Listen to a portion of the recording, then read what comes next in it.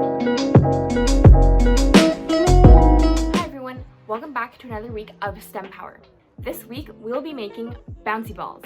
The reaction we'll be using to make our bouncy balls is related to the reaction in slime.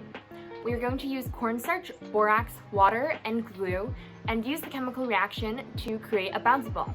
Let's review how slime is made. Glue has polyvinyl acetate, which is a really long polymer. When we combine this with borax, the polymer is like spaghetti, and the borax molecules is like little hooks.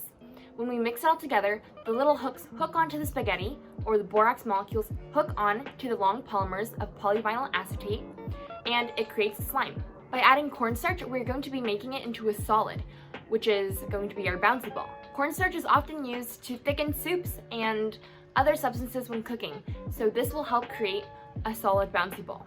Let's gather our materials. For this activity, you will need 2 tablespoons of white liquid glue, food coloring, which is optional, 1 tablespoon of borax,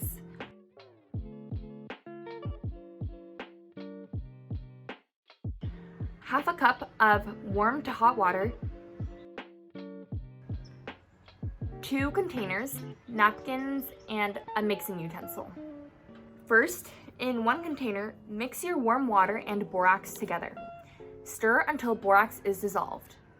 You may need to reheat your liquid to dissolve the borax fully. And please be careful while doing this step.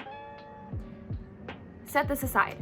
In another cup or container, mix together your cornstarch, glue, and food coloring.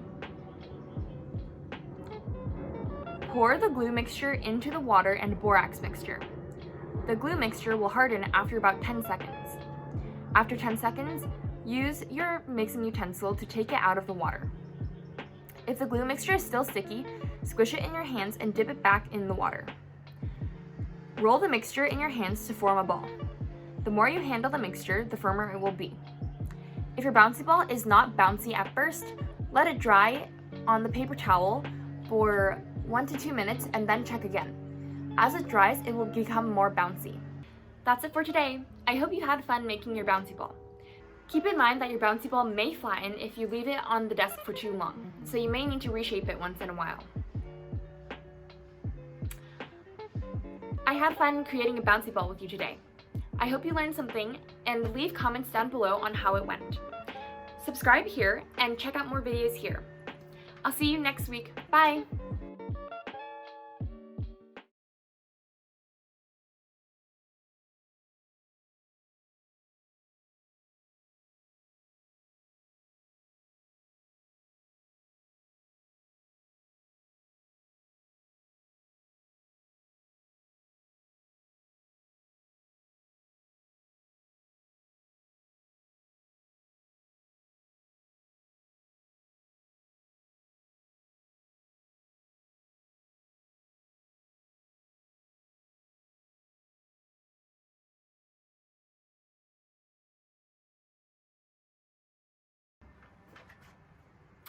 Keep learning, and I'll see you next time.